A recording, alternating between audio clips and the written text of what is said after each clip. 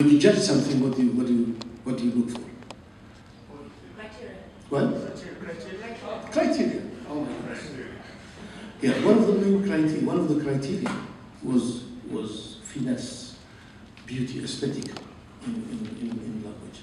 Then my Nagash finds this very odd, because he thinks that on the one hand there is the collective, which seems to block individual expression, but on the other hand also there is this stress on individual expression. Therefore, what I was talking about earlier, the space within a confined area was really stressed. Well, this took us on to post-independence. And post-independence literature, I don't think has changed much from its original revolutionary form. In some ways it has, in many ways it hasn't. Mainly because, number one, the memory and the effect and the impact of the revolution is still so fresh, so strong, that people are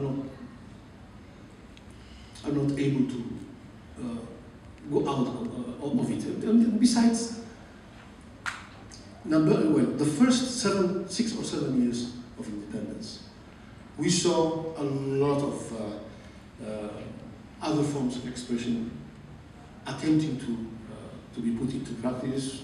Plays, Molière, in translations, Sophocles, you name it. I mean, all sorts of experiments were coming out.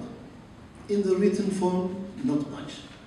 Mainly because most of the people who had emerged from the armed struggle as great and good writers still referred back to the revolution. That was one. But whatever it was that had happened in the first 5 or 6 years, we were not able to continue further, because in 1998, a war broke out between Ethiopia and Eritrea again, and making it necessary for the whole society to go back to the revolutionary years, to the defense of the country. And this has continued until now, because although the border issue is solved legally, the jure, because it has not been implemented and there is no war, no peace situation in Eritrea, between Eritrea and Ethiopia, it's not been possible really to come out of the old revolutionary ways. It more or less rekindled the revolutionary spirit.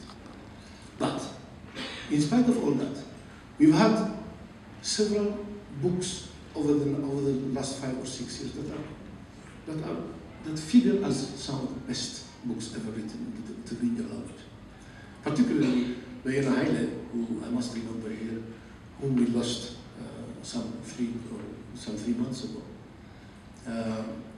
wrote 2 books, or 3 books, one before 1960s, in 1958-59, and the other 2 now in the 20s, in the 2010s.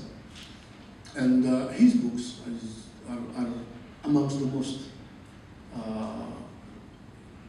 deep, they have depth, they are very critical, and innovative also.